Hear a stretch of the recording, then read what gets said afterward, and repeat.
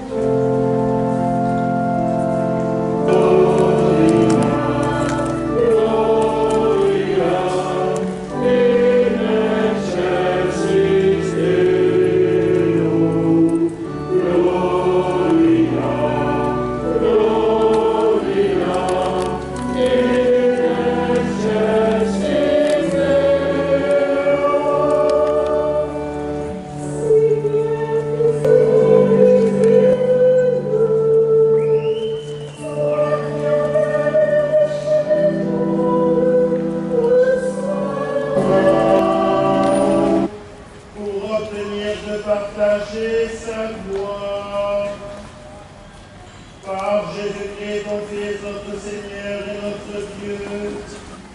Le sanctuaire de Dieu qui est dans le ciel s'ouvrit, et l'arche de son alliance apparut dans le sanctuaire. S'est enlevé jusqu'auprès de Dieu et de son trône, et la femme s'enfuit au désert, où Dieu lui a préparé une place.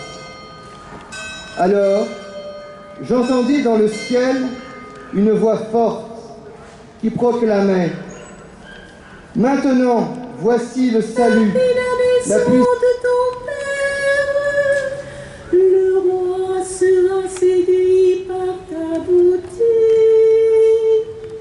Debout à la droite du Seigneur, se tient la reine, toute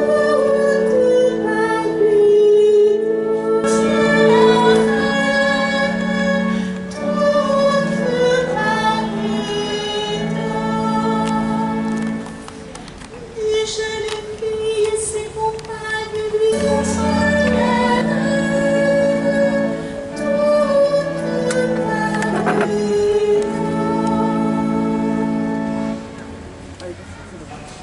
L'enfant tressaillit en elle.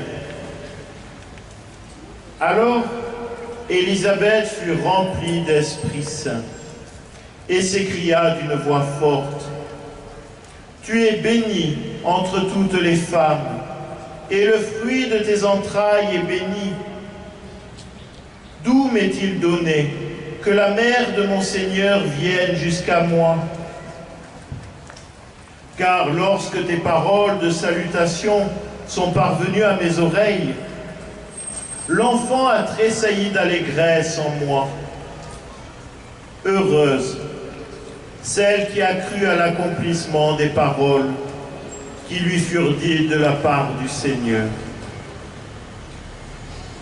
Marie dit alors, « Mon âme exalte le Seigneur, exulte mon esprit en Dieu mon Sauveur. Il s'est penché sur son humble servante. Désormais, tous les âges me diront bienheureuse. Le Puissant fit pour moi des merveilles, saint est son nom. Sa miséricorde s'étend d'âge en âge sur ceux qui le craignent. Déployant la force de son bras, Il disperse les superbes. Il renverse les puissants de leur trône. Il élève les humbles. Un 15 août un peu particulier. On ne sait pas trop comment se positionner, comment se tenir. On ne sait pas trop s'il faut mettre le masque tout le temps. Est-ce que ça sert à grand-chose? On n'est pas toujours aidé non plus. Aujourd'hui, nous célébrons le 15 août l'Assomption de Marie. Aujourd'hui, nous célébrons les guides. Nous célébrons ceux qui permettent que nous puissions aller en montagne, que nous puissions être aidés, guidés. Il y a bien une corrélation entre l'Assomption de Marie et les guides. Quiconque grimpe en montagne a une forme de fierté, fierté d'avoir atteint le sommet, fierté d'avoir atteint le point qu'on s'était fixé. Une fierté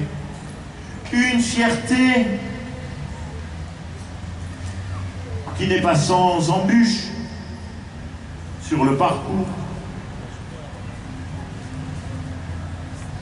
C'est les aléas de la montagne. Alors on a besoin de piolets, de cordages, de bonnes chaussures. On va pas la montagne en tongs. Et j'en ai vu pourtant. Pas loin. Je sais pas comment il faut. Et dans la vie, c'est exactement la même chose. Nous sommes fiers d'atteindre le but que l'on se fixe dans la vie. Nous en sommes fiers.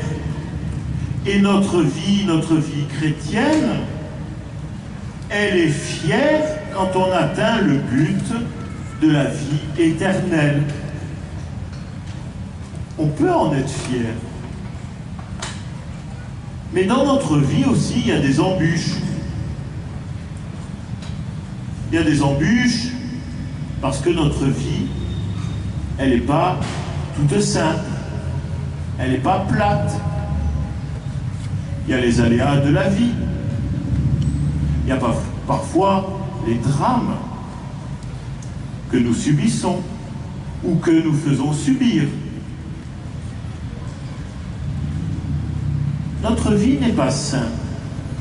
Et quand on regarde l'Assomption de la Vierge, c'est en même temps pour chacun d'entre nous.